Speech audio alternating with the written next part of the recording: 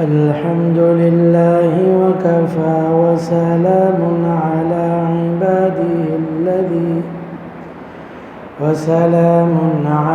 عباده الذين اصطفى أما بعد فأعوذ بالله من الشيطان الرجيم بسم الله الرحمن الرحيم إن في خلق السماوات والأرض واختلاف الليل والنهار لآيات لأولي الألباب الذين يذكرون الله قياما وقعودا وعلى جنوبهم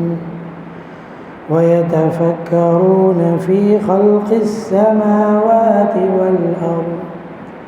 ربنا ما خلقت هذا باطلا سبحانك فقنا عذاب النار. وقال النبي صلى الله عليه وسلم الدنيا سجن المؤمن وجنة الكافر. وقال النبي صلى الله عليه وسلم كن في الدنيا كأنك غريب أو عابر سبيل أو كما قال عليه الصلاة والسلام صدق الله العظيم وصدق رسوله النبي الكريم ونحن على ذلك من الشاهدين والشاكرين والحمد لله رب العالمين. اللهم صل على سيدنا ومولانا محمد وبارك وسلم تسليما كثيرا كثيرا.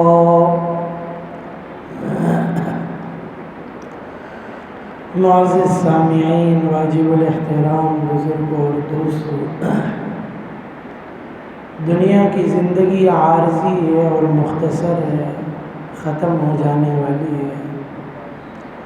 اللہ رب العزت قرآن کریم میں ارشاد فرماتے ہیں کل نفس ذائقۃ الموت،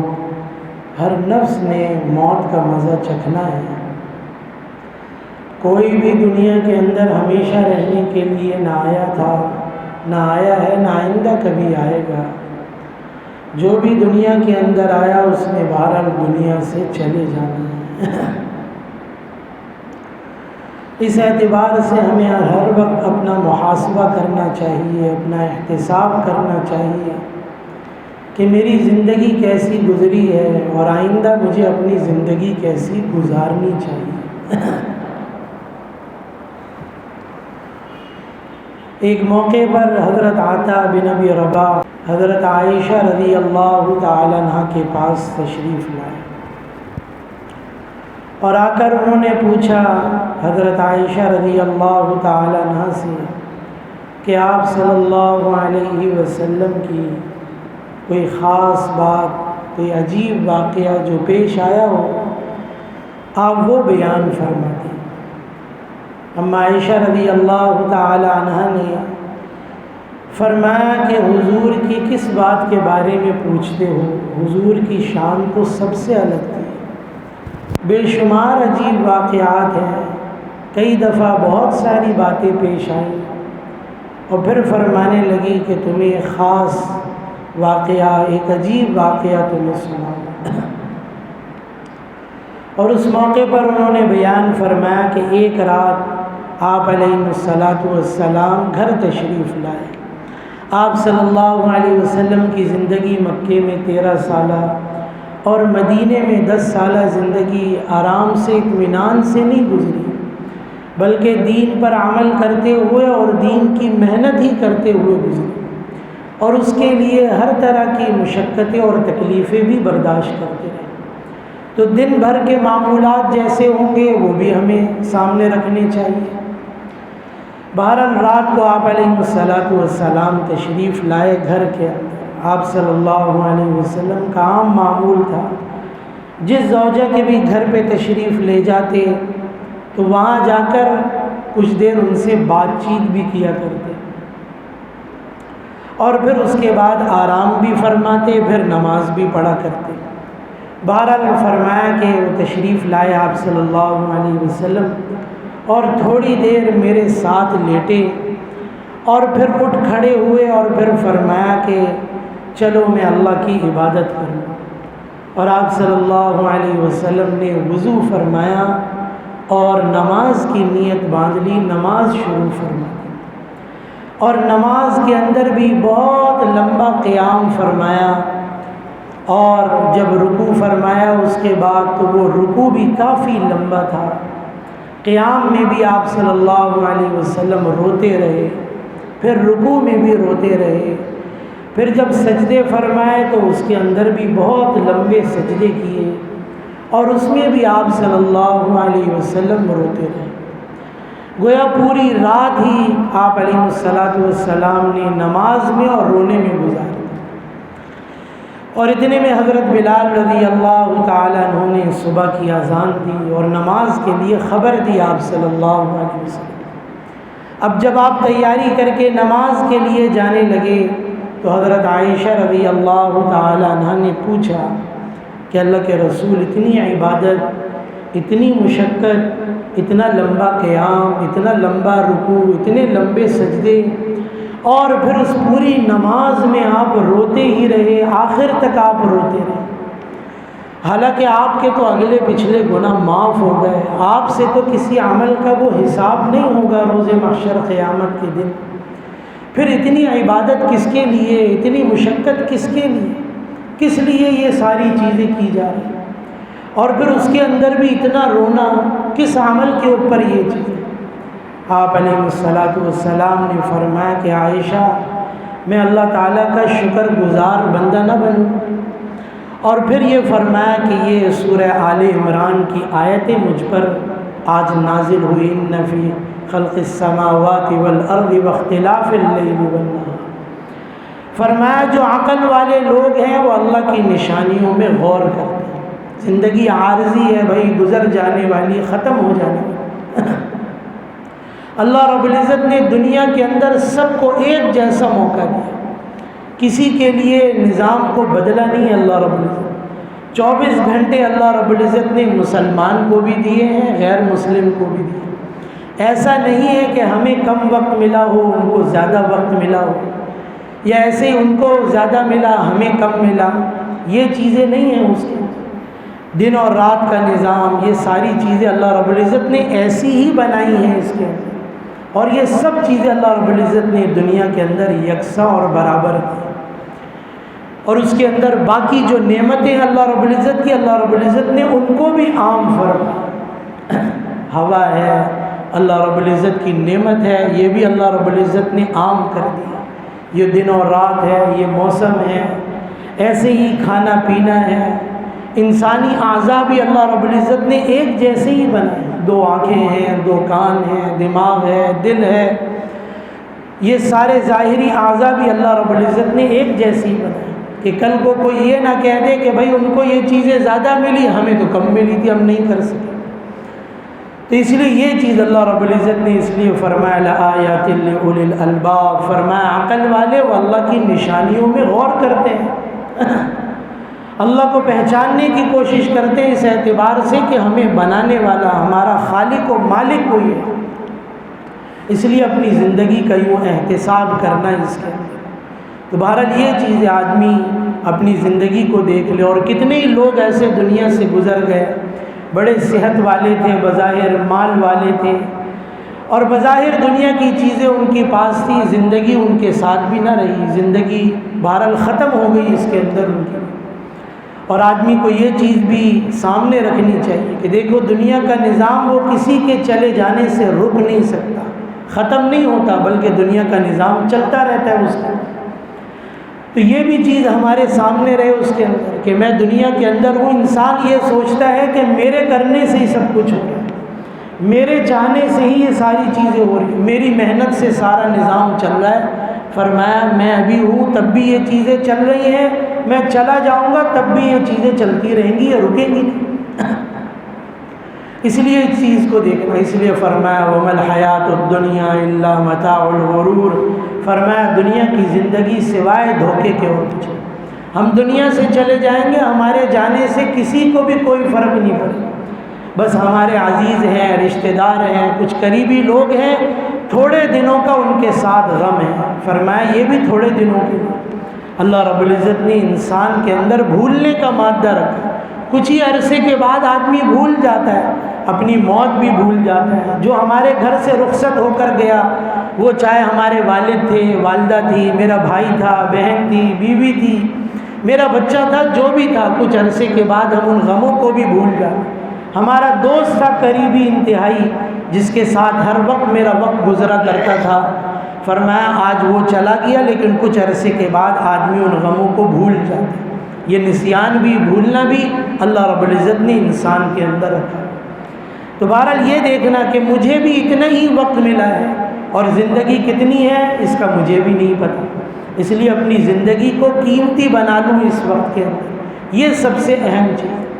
اور آپ علیہ الصلاۃ والسلام کی زندگی میں دیکھ لیں کہ ایسی مشقت، ایسی عبادت کی ان کو ضرورت نہیں تھی، لیکن پھر بھی یہ چیز تھی، میں چاہتا ہوں کہ میں اللہ کا شکر گزار بن جاؤں۔ آپ صلی اللہ علیہ وسلم کی دعاؤں کو دیکھیں تو بے شمار دعاؤں کے اندر ملے گا، اے اللہ میرے گناہوں کو بخش دے، اے اللہ میرے گناہوں کو معاف فرما دے، بے شمار دعاؤں کے اندر یہ الفاظ موجود ہیں اس کے۔ تو آپ علیہ الصلاۃ والسلام بار بار یہ چیز، گریہ وزاری ہے، رونا دھونا ہے، اپنے گناہوں کی معافی ہے، اللہ رب العزت سے یہ چیزیں مانگیں۔ اصل میں یہ امت کو سکھا۔ حضرت عبداللہ ابن مسعود رضی اللہ تعالیٰ عنہ فرماتے ہیں کہ ایک رات میرا قیام مسجد میں ہی ہو گیا، آپ علیہ الصلاۃ والسلام بھی تشریف فرماتے۔ آپ صلی اللہ علیہ وسلم رات کو اٹھے، وضو فرمایا، نماز کے لیے کھڑے ہو گئے۔ میں بھی آپ صلی اللہ علیہ وسلم کے ساتھ نماز کے لیے کھڑا ہو گیا کہ آپ کے ساتھ ہی نماز پڑھ۔ آپ صلی اللہ علیہ وسلم نے نماز شروع فرمائی اور سورہ بقرہ شروع کر دی پہلی رکعت کے اندر۔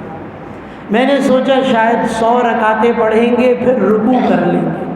آپ صلی اللہ علیہ وسلم نے 100 رکعتیں پوری کر لی اور پھر آگے بھی نماز جاری۔ میں نے کہا شاید 200 کے بعد رکوع کر لیں۔ آپ صلی اللہ علیہ وسلم نے رکوع نہیں فرمایا یہاں تک کہ سورہ بقرہ پوری ہو گئی،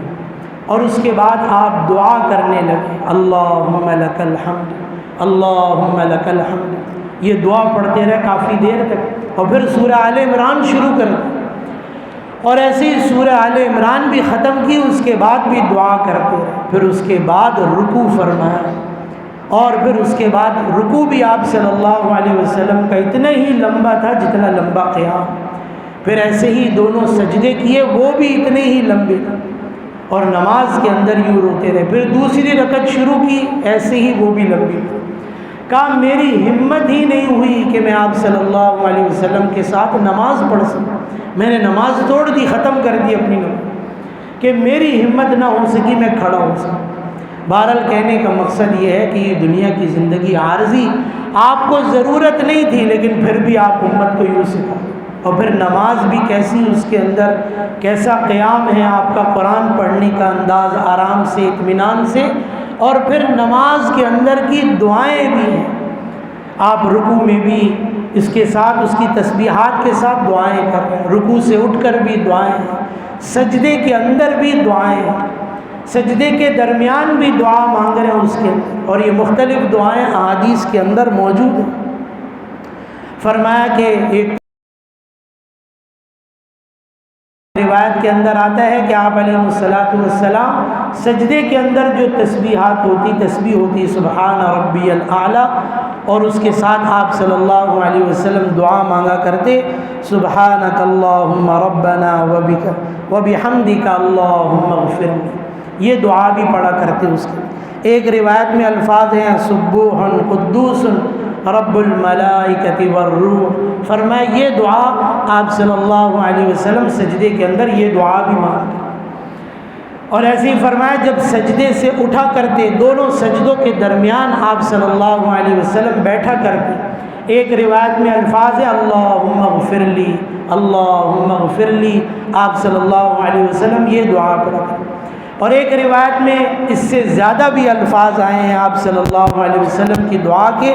اللہم اغفر لی وارحمنی وعافنی واہدنی وارزقنی واجبرنی وارفعنی۔ یہ دعا آپ صلی اللہ علیہ وسلم سجدے سے اٹھ کر مانگا۔ تو بہرحال یہ دعائیں بھی موجود ہیں اس کے اندر تسبیحات کے علاوہ، اسی لیے ایسا لمبا رکوع اور اتنا لمبا سجدہ اس کے اندر۔ تو بہرحال یہ چیز ہے اس کے اندر کہ آپ صلی اللہ علیہ وسلم کی نماز کیسے ہمیں، اور پھر یہ نہیں کہ دین صرف نماز کے اندر رکھ دیا، آپ علیہ الصلاۃ والسلام کے معاملات بھی ویسے ہی، آپ کے اخلاق بھی ویسے ہی، اس کے یہ چیزیں بھی امت کو سکھائیں۔ پھر یہ تو نماز ہے، پھر آپ کا روزہ بھی ایسے ہی، آپ کا مال خرچ کرنا، اتنا مال تو رکھا ہی نہیں کہ زکوٰۃ دیتے، لیکن جو مال آ جاتا وہ بھی اللہ کی راہ میں خرچ کر دیتے، ضرورت مندوں کے اندر خرچ کر دیتے، فقراء مساکین کے اوپر خرچ کر دیتے۔ اتنا بھی گوارا نہیں ہوتا کہ ایسا بھی دن گزرے کہ کل کے لیے کوئی انتظام کر لیں۔ اگر مال آ جاتا اور اگر خرچ نہ ہوتا پورا تو آپ گھر تشریف نہیں لے جاتے، مسجد میں ہی ٹھہر جاتے، کہ یہ آپ کو پسند نہیں تھا کہ میں دنیا سے جاؤں اور میرے پاس دنیا رہ جائے، یعنی دنیا کا مال رہ جائے میرے پاس دنیا سے جاتے۔ اس لیے یہ بھی چیز رہی۔ باقی آپ کے اخلاق کیسے تھے وہ بھی واقعات سیرت کی حدیث کی کتابوں کے اندر موجود ہیں، اس کے ہر ایک کی حقوق کی رعایت کریں، اور پھر معاملات کیسے ہیں اس کے اندر آپ علیہ الصلاۃ والسلام فرمایا، سب کے سامنے اعلان فرما رہے ہیں مجمع کے سامنے کہ اگر کسی کا کوئی حق ہے مجھ پر تو بھائی مجھ سے لے۔ کتنی بڑی ہمت کی چیز ہے یہ کہ لوگوں میں اعلان کر دینا۔ بہرحال صحابہ بھی ایسے تھے، ایک صحابی انہوں نے اپنی محبت کے اظہار کے لیے بہرحال فرما دیا اللہ کے رسول ہاں میرا حق ہے۔ کیا چیز ہے بھائی، کیا چاہیے تمہیں؟ فرمایا کہ ایک موقع کے اوپر آپ نے میرے اوپر ایک کوڑا مارا، بہت ہلکے سے ایسی پیار میں اس کے اندر، تو آپ علیہ الصلاۃ والسلام نے فرمایا ٹھیک ہے تم بھی اپنا بدلہ لے لو۔ تو انہوں نے کہا کہ اللہ کے رسول جب آپ نے مجھے مارا تھا تب میرے بدن پہ میرے جسم پہ کرتا نہیں تھا، اوپر کا جسم کھلا ہوا تھا۔ آپ علیہ الصلاۃ والسلام نے اپنا بھی کرتا اٹھا لیا، اور انہوں نے ان صحابی نے اپنے جسم کو آپ صلی اللہ علیہ وسلم کے جسم سے لگا جیسے گلے ملتے،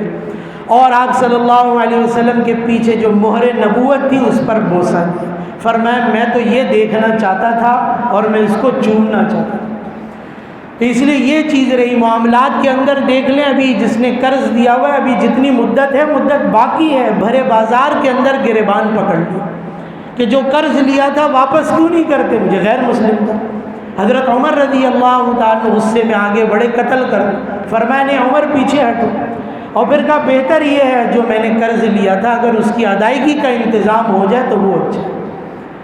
تو بہرحال وہ قرض کا انتظام کر دیا گیا دینے کا، آپ صلی اللہ علیہ وسلم نے اس کو کچھ نہیں کہا اس کا۔ تو معاملات کے اندر بھی اتنی بہتری تھی اس کے۔ اور پھر حجۃ الوداع کے موقع پر آپ علیہ الصلاۃ والسلام اعلان فرما رہے کسی کا کوئی مالی حق رہ گیا ہو میں نہیں دے سکا اگر آخر تک بھی تو میرے خاندان والوں سے وہ لے لینا، وہ مالی حق اپنا وصول کر لینا، وہ مال لے لینا اس کا۔ آج ہم دیکھ لیں ہمارے معاملات کے اندر، ہمارے اخلاق کے اندر، ہم تو یہ چیزیں ظاہر ہی نہیں کرنا چاہتے، بتانا ہی نہیں چاہتے کہ بھئی کسی کا حق ہے میرے اوپر اور میں نے وہ چیز اس کو دینی ہے، بتاتے ہی نہیں۔ یہ چیز میں نے شاید پہلے بھی عرض کی تھی، اپنی وصیتوں کو اس کے اندر لکھی، کسی کا حق ہے دینے کا تو بھئی وہ چیز ہو، میرے گھر والوں کو پتہ تو ہو کہ کس کو دینا ہے بھئی یہ چیز،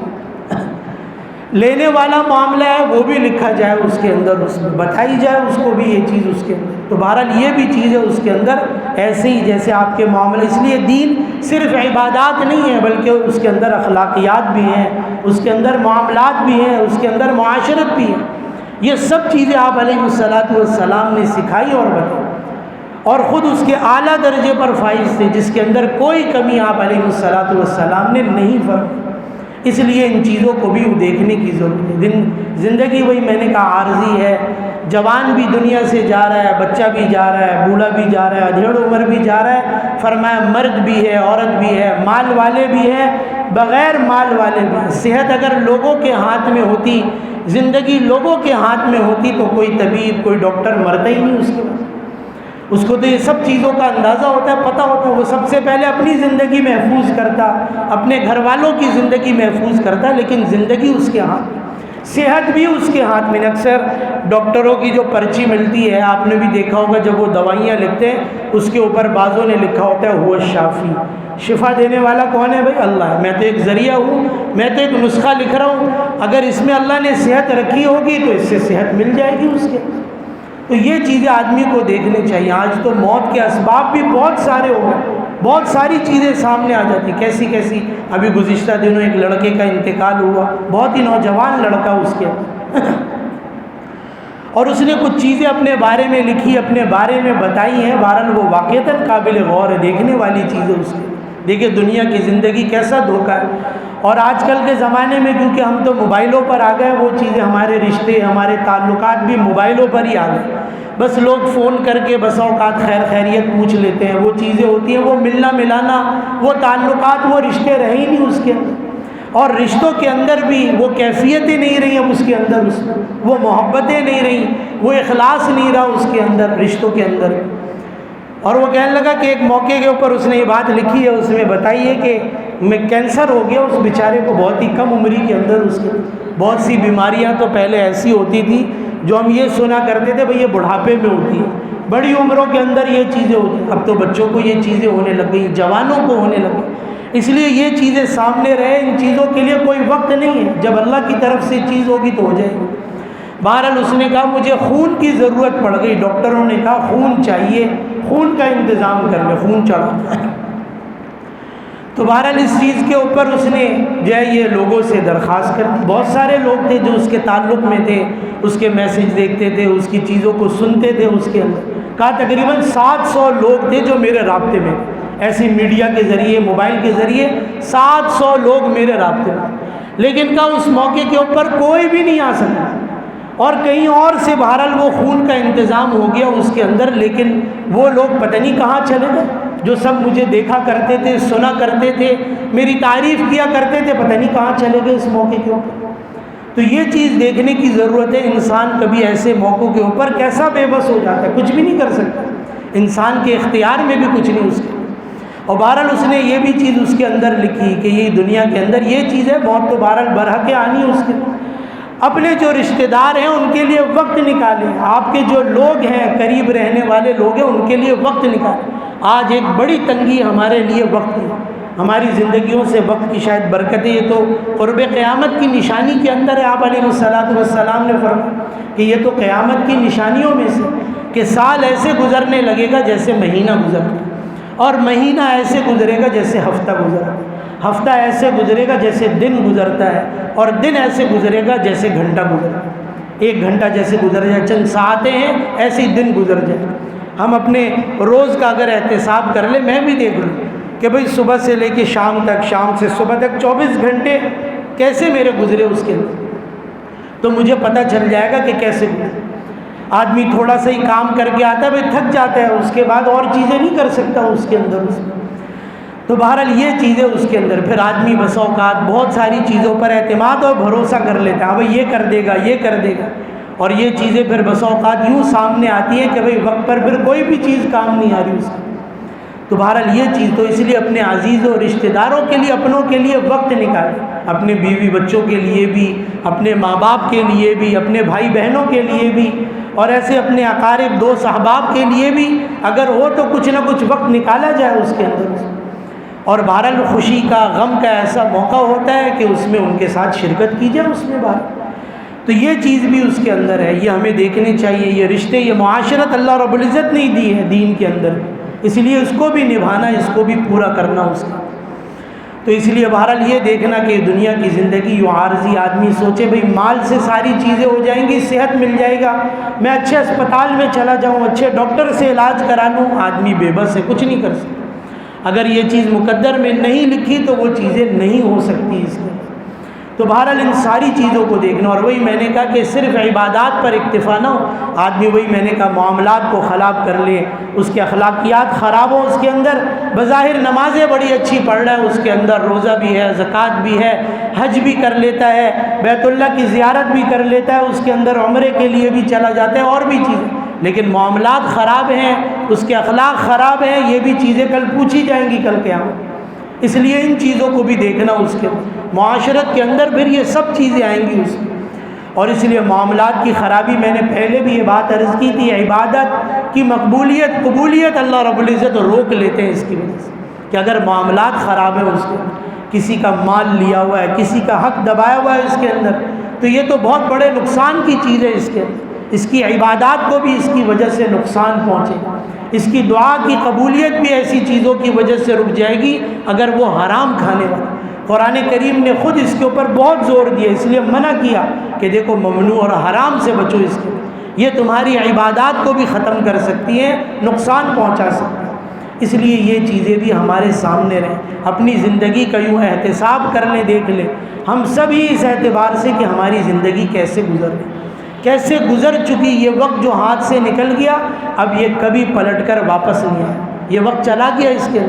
آگے کتنا وقت ہے کسی کو اس بات کی کوئی ضمانت نہیں، کوئی گارنٹی نہیں ہے کسی کے پاس کتنا وقت رہے گا۔ آدمی کو اس لیے یہ چیز سوچنی چاہیے، اس لیے آپ علیہ الصلوۃ والسلام نے حدیث مبارکہ میں یہ بھی فرمایا کہ دیکھو لذتوں کو توڑنے والی چیز موت کو یاد کرو، اس کی موت کو یاد کرو، اور دنیا کے اندر ایسے ہی رہو جیسے مسافر، بلکہ فرمایا راہ چلتا مسافر، یہ ہماری مستقل قیام گاہ نہیں ہے،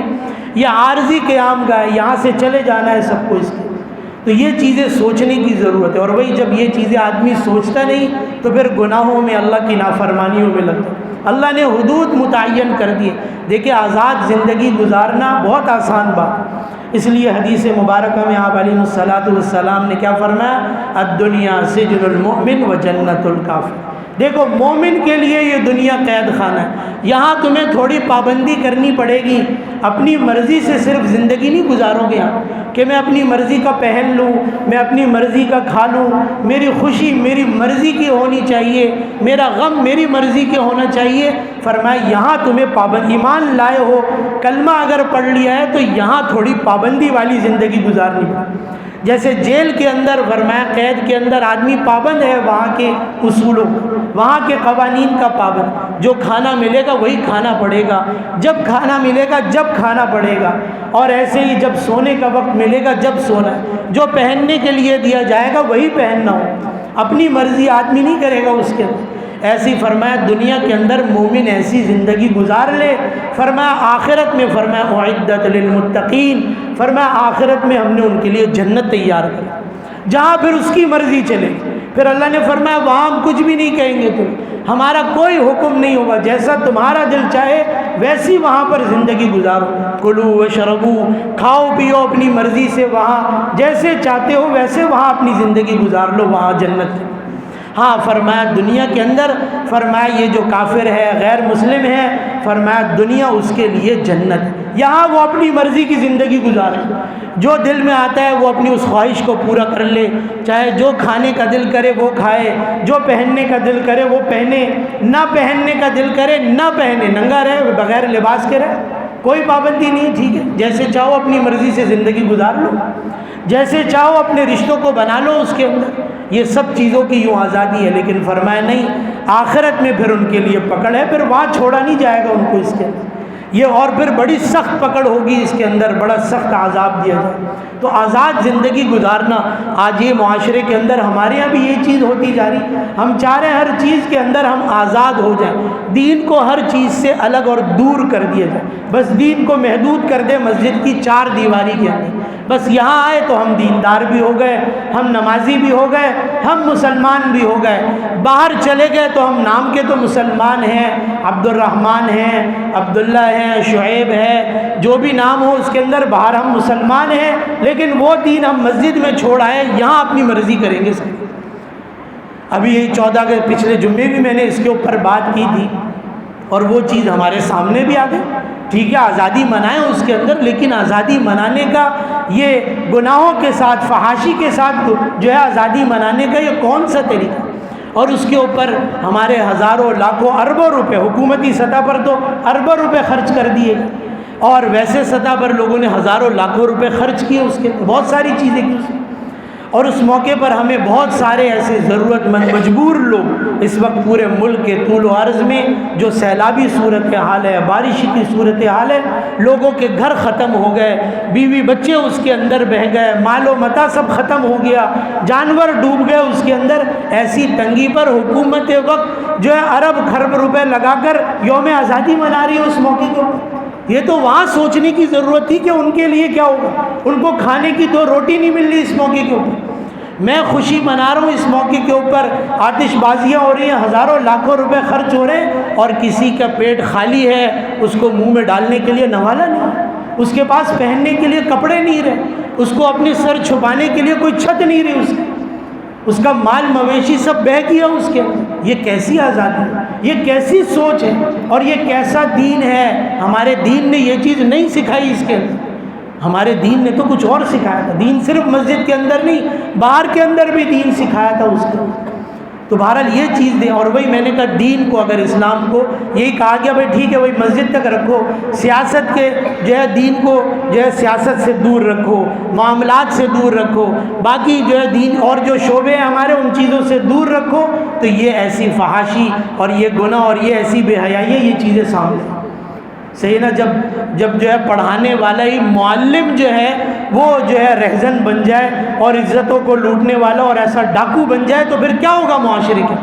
یہ چیزیں بڑھتی جا رہی ہیں، دن بدن بڑھتی جا رہی ہیں، یہ واقعات بڑھتے جا رہے ہیں۔ کیوں؟ ریاست نے جو اپنے قانون ہے ٹھیک ہے وہ اپنی جگہ، لیکن اس کے اندر دین کو دور کر دیا۔ بھائی دین کو دور رکھیں، شریعت نے جو چیزیں رکھی ہیں وہ اتنی آسان نہیں رکھی، پھر اس کے ایسی چیزوں کے اوپر پھر سخت سزائیں بھی رکھی ہیں، اور اگر وہ چیزیں ویسی دی جائیں تو پتہ چل جائے لوگوں کو، پھر کسی کی آئندہ ہمت نہ ہو اس کی۔ اور وہی میں نے کہا ہمارا شاید نظام بھی ایسی اس کے اندر جہاں انصاف نہیں ہے، ظالم کو شاید جو ہے چھوٹ مل جاتی ہے، وہ چھوٹ جاتا ہے، اور مظلوم بیچارہ وہ مارا جاتا ہے۔ اس کی چیزیں موجود ہیں، حقائق موجود ہیں، پھر بھی اس کو تحفظ مل جاتا ہے، اس کی جان بچ جاتی ہے، اس کو وہ مال دے کر اپنے تعلقات کے ذریعے اپنے آپ کو بچا لیتا ہے۔ جو بیچارہ غریب ہے، مظلوم ہے، اس کے ساتھ وہ چیزیں نہیں ہو پاتی۔ اس لیے ان چیزوں کو دیکھنے کی ضرورت ہے۔ ہر جگہ دین ہے، ہر جگہ دین، ہماری تعلیم میں بھی دین ہے، ہماری معاشرت میں بھی دین ہے، ہماری سیاست میں بھی دین ہے، ہر جگہ دین ہے اس کے۔ اور جب دین کو نکال دیں گے تو یہی خرابی ہے بگڑ، اور لوگ آزما چکے یورپ کے اندر اور ممالک کے اندر، ہم مغرب میں دیکھ چکے، وہ آزما چکے ہیں اس کے۔ ٹھیک ہے قانون ہے، وہ چیزیں ہیں، لیکن اس کا نقصان بھی وہ چیزیں دیکھ رہے ہیں اس کے اندر، اور اسی لیے یہ چیزیں ہمارے معاشرے کے اندر بھی عام ہوتی جا رہی ہیں۔ اللہ رب العزت ایسی چیزوں سے حفاظت فرمائے، اور جو ایسے درندے لوگ ہیں ان کو واقعتاً قرار واقعی سزا ملنی چاہیے، ان کے جرم کے اوپر جو سزا بنتی ہو وہ ضرور ملنی چاہیے اس کی، اور ان کو عبرت بنانا چاہیے اس کے اندر۔ دیکھیے تو صحیح کہ بھائی یہ چیز ہے، ایسے گناہوں کے اوپر، ایسے جرم کے اوپر یہ سزا ہے، تاکہ آئندہ کسی کے کرنے کی یہ ہمت نہ ہو اس کی۔ اور اسی لیے اس چیز کو بھی دیکھنا، اللہ رب العزت سے مانگنا، اور پھر یہ بھی چیز ہو کہ یہ چیزیں ہماری زندگیوں کے اندر آ جائے۔ اس لیے دین پوری زندگی کے اندر لے کر آنا، اپنے معاملات میں بھی، اپنے معاشرت میں بھی، ایسے اپنے کاروبار، ملازمت، اپنے گھر میں، اپنے آپ میں بھی دین کو لے کر آنا۔ جب یہ ساری چیزوں کے اعتبار سے دین آئے گا تو معاشرے کے اندر بھی سدھار پیدا ہوگا۔ اللہ رب العزت ہمیں بھی سمجھنے کی، عمل کی توفیق عطا فرمائے۔ آخر میں ایک درخواست ابھی بھی کر دوں، بعد میں بھی کر دوں گا انشاءاللہ۔ مختلف مواقع پر ہم پہلے بھی یہ چیزیں کرتے رہے، اپنی مسجد سے، اپنے یہاں ساتھیوں کے ساتھ مل کر۔ اس وقت بھی کچھ ساتھیوں نے میسیجز بھی کیے، پیغامات بھی آئے ان کے، جو صورتحال ہے بہرحال اللہ کا شکر ہے ہمارا شہر اور بھی بہت سے بڑے شہر کافی حد تک تو محفوظ ہیں، اگرچہ راستے خراب ہیں، کچھ نقصانات ہوئے، وہ بھی چیزیں اپنی جگہ پر ہیں اس میں، لیکن ہمارے بالکل قریبی اطراف میں، سندھ میں بھی، بلوچستان، یہ دونوں ہمارے بالکل قریب لگتے ہیں اس کے اندر، اس اطراف میں بھی بہرحال بالکل اطراف کے اندر بھی بہت ہی بری صورتحال، بہت ہی بری۔ تو بہرحال ہم پہلے بھی ایسے لوگوں کی امداد کرتے رہے یہاں سے، اس کے اندر اس میں اب بھی بہرحال یہ چیز اس کے یہ اعلان کر رہا ہوں کہ بھائی اپنی زکوٰۃ، صدقات، خیرات، ہدیہ کی مد میں جو بھی رقم دینا چاہیں وہ جمع کروا دیں۔ اور بھی ساتھی ہمارے یہ کام کر رہے ہیں، ہم بھی ان کے ساتھ جڑ جائیں گے اور ان کے ساتھ مل کر اس ایسے موقع کے اوپر دیکھیں، یہ تو چیزیں زکوٰۃ تو آدمی اپنی سال مقرر ہوتا ہے، آدمی کا وقت متعین ہوتا ہے۔ کرونا کے وقت بھی جب یہ صورتحال تھی ہم نے اعلان کیا، ماشاءاللہ اہل محلہ نے خوب تعاون کیا اور یہ محلے کے ساتھیوں کے ساتھ مل کر کام ہو گیا کافی اچھا اس کے اندر۔ اس میں دیکھیں ہم تو صرف ذریعہ ہیں اس کے اندر، اس اعتبار سے انشاءاللہ اس کے اوپر اجر تو اللہ رب العزت دے گا اس اعتبار سے۔ تو جو بھی تعاون کرنا چاہے وہ مؤذن صاحب کے پاس جمع کروا دیں انشاءاللہ، پھر جو بھی رقم جمع ہوگی جلدی اس کے لیے ترتیب بن جائے، اور جس طرح بھی کھانے کی مد میں ہو یا لباس کی مد میں ہو، جس طرح بھی ہو سکے گا ان کے لیے تعاون کی ترتیب بنا دی جائے گی۔ اللہ رب العزت ہم سب کو عمل کی توفیق عطا فرمائے۔ وما علینا الا البلاغ۔